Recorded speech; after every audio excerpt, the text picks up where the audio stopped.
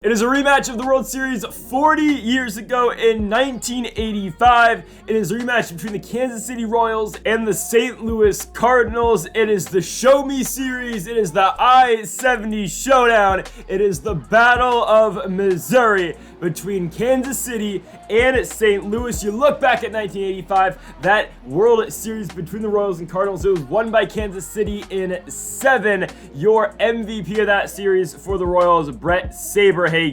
And now here we go. You fast forward to 40 years later for the Royals, their first World Series in 10 years. Last one won for them back in 2015 against the New York Mets. And as for the St. Louis Cardinals, their last World Series win comes back 2011, that World Series victory over the Texas Rangers. So both these teams have won World Series in the past 15 years, but they'll look to make it 2 with a win here in this World Series in 2025. You could have not asked for better matchups in this World Series, as well as the Cardinals come to this one 9-4, for the Royals 9-5, and the story will be the high-scoring efforts of the Cardinals. They've scored more runs than the Royals have this postseason, but they've also given up more runs than the Royals have as well. And then for the Royals, of course, they've struggled mightily with the bats this postseason, but the pitching has been superb. And also, Blake Snell, last year a member of the Royals, pitching game 1 for the Cardinals, but he has struggled in the playoffs. 5.57 is the ERA, 1-1 record over 4 starts. Dylan Carlson, the former Cardinal, comes in to hit here to lead things off. He won the batting title this season,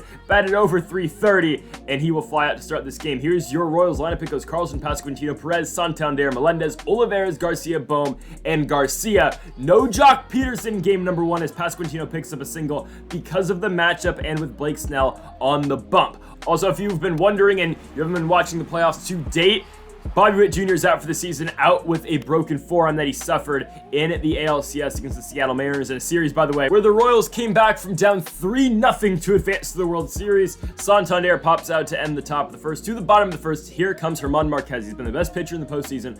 .9's the ERA, 2-0 record, his 4th start, his 5th appearance, as he will get Tommy Edman to fly out to start this game off. In comes the 2 spot in Brendan Donovan. He won the batting title 2 years ago. Obviously, Dylan Carlson won that last year. Donovan is going to fly out into center field after a hard hit ball, but 2 gone for Pete Alonso, the power hitter from this Cardinals lineup. Alonso's going to hit one hard, but straight to Dylan Carlson. It is a 1-2-3 bottom of the first as we go to the top of the second. MJ Melendez leading things off. They're going to say he went on that Snell slider, and that's the pitch we have to watch out for. Snell slider is gross, and that's going to be the thing I think that's going to give us the most trouble in this game against him. Edward Olivares has not played in the postseason, but he's going to get the start tonight, so kind of a tough spot as Luis Garcia is going to strike out again on that slider, but tough for Olivares again coming in for this game. We were going to trade him originally, but really no offers came through. We kept him on the bench, and here he is in the World Series. Maikel Garcia dives to try to take away that Nolan Arenado single, even though they're going to call it an error because Garcia didn't make the play at first. And here is Wilson Contreras.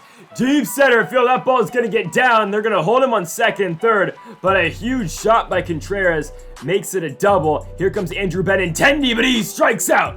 Marquez gets him on the slider. In comes Isaiah Kiner-Falefa. Falefa strikes out as well. 2 gone. Brandon Marsh on the 1-2 pitch. He gets jammed, but it gets over the head of Alec Bohm. 1 run will score. Here comes the second of the plate. Melendez guns out Wilson Contreras. The Cardinals only get 1 as we go to the top of the third, but for the Royals, again, anything's going to be tough in terms of coming back from any deficit. That's how bad the bats have been for the Royals, and that's how much we have relied on our pitching. It is crazy we've gotten to this spot, but the Royals bats have pretty much gone ice cold since the wild card round where we beat the Twins. I mean, it has been bad. Yeah, it was decent against the Yankees in the ALDS, but my goodness, the Royals have not been dependable at all in terms of the offense. What a play by Maikel Garcia, though. Takes that hit away from Lars Nootbaar. 1 gone for Tommy Edman. Swag and a miss on the big hook on the knuckle curve. 2 gone for Brendan Donovan. Donovan gonna hit that ball at shallow left field. MJ Melendez charging in, and Melendez makes the play. To the top of the 4th, no runs still on the board for the Royals. Their last hit and only hit was that Vinny Pasquantino single back up the middle in the top of the first inning. He'll ground out right there to short. 1 gone for Salvador Perez. Perez gonna hit one back up the middle, and that ball will be played well by the second baseman in Brendan Donovan. Oh! But cannot be caught by Pete Alonso. So Alonso with an error put Salvi Perez on first base, but Santander strikes out, making an opportunity for MJ Melendez to hit the big 2-run home run in Game 7 of the ALCS. Melendez, though, is going to fly out to Brandon Marsh. That does it for the top of the 4th. The Royals bats still silent here tonight. Pete Alonso is going to pop out to Luis Garcia here to start off the bottom of the 4th. Down goes Nolan Arenado, swinging on the knuckle curve. 2 down for Wilson Contreras, and on the 1-2 pitch, Contreras strikes out. So Marquez, again, doing his job. He gave up 1 run, but right now is in line for the loss because the Royals cannot get the bats going. Edward Olivares flies out into right field. Luis Garcia is going to get popped up. We are making Blake Snell look like Tom Glavine here. It's not good. 2 gone for Alec Boehm on the 3-2 pitch, the former Cy Young winner. And Snell is through 5 shutout innings. Yes, that was a pitch right down the middle, but you've known the Alec Boehm struggles so far in the playoffs, and really it's either him or it's Jeter Downs starting at third base. I don't know where we want to go with that. Maybe we'll give Jeter Downs a shot in game number 2. I don't know. Falefa strikes out. Brandon Marsh strikes out. Marquez has got 7 strikeouts. As we go to the top of the 6th inning, I mean, again, we are barely on the field because of how quickly Marquez is getting through innings.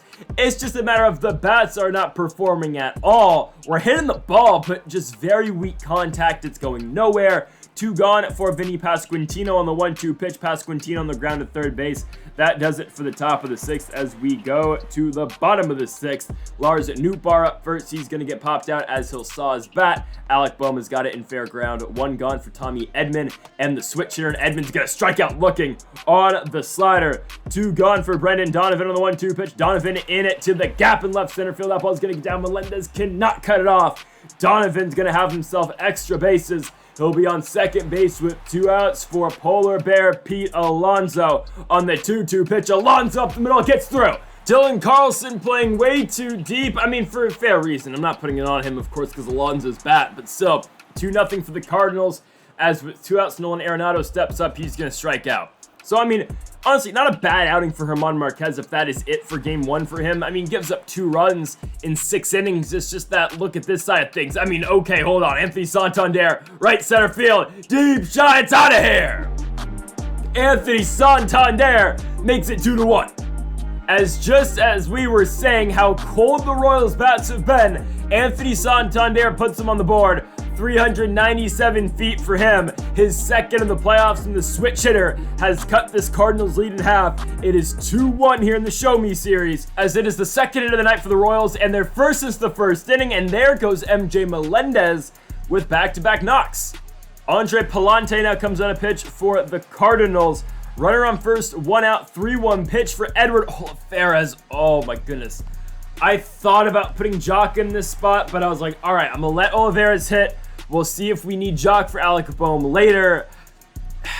Didn't work out. Jordan Hicks, the former Cardinal, will come into the World Series here as Wilson Contreras is going to pop out on a fastball. Vinny Pasquantino has got it in foul ground. 1 out for Andrew Benintendi on the 1-1 pitch. Benintendi up the middle. That ball will get through. He's on it with a 1-out single. Benintendi now on first base for the 7th spot. And Kiner Falefa. 1-2 pitch. Falefa in a left center field. The former Cardinal and Carlson, though, will take it away.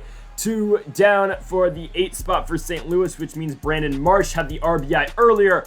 Marsh right there is going to fly out to his opposing center fielder in Dylan Carlson as we go to the top of the 8th. No pitching change for the Cardinals as Luis Garcia comes up first in the 2-1 pitch, and Garcia right on the ground at first base. There is Polar Bear Pete. Pitching change now for St. Louis. Giovanni Gallegos coming in to pitch now for St. Louis. 3.38 will be the ERA for him. Alec Boehm comes in first on the 2-2 pitch. I think Jeter Downs, as bad as Downs is, will probably get a shot in game number 2. Here comes Maikel Garcia going to try to push bunt, and that is going to work to perfection. 88 speed now on first base with 2 outs, but gives Dylan Carlson a shot. Tying run on first, go-ahead run to the plate, and Dylan Carlson's going to strike out. To the bottom of the 8th, Aroldis Chapman now pitching for Kansas City, ERA of 3.86. Over 4 2/3. Chapman will see Lars Nootbaar first, swing and a miss on the slider away. 1 gone for Tommy Edman on the 2-2 pitch. Edman strikes out on a splitter. Chapman's gone 1-2 so far. 1-2-3 inning coming. Maybe Brendan Donovan in left field. It's gonna get down. Ooh. Melendez's dive is not good, but wait, hold on. Donovan to second. Oh, Melendez guns him out. So the dive wasn't good enough, but Melendez makes the play at second base as Ryan Helsley will come in for the save for St. Louis. He's 5 for 5 in the postseason, looking for save number 6. Vinny Pasquantino up first. He strikes out in a circle change. 1 out now for the 3 spot in Salvador Perez, full count offering. Perez, 101, not in time. 2 outs for Anthony Santander. Will put 1 on the ground at first base. Santander responsible for the only run for the Royals here in game number 1, but he'll ground out to Pete Alonso, and that does it here from game number 1 in St. Louis.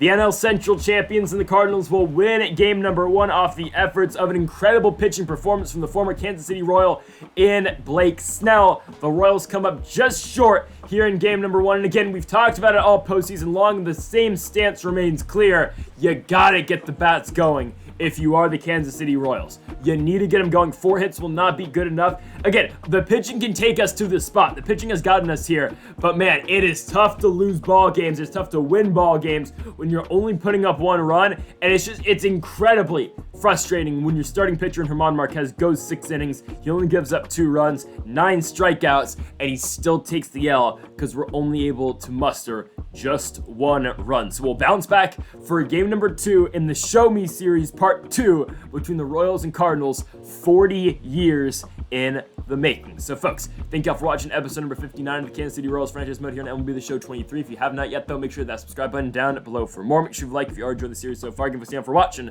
and Mamba forever.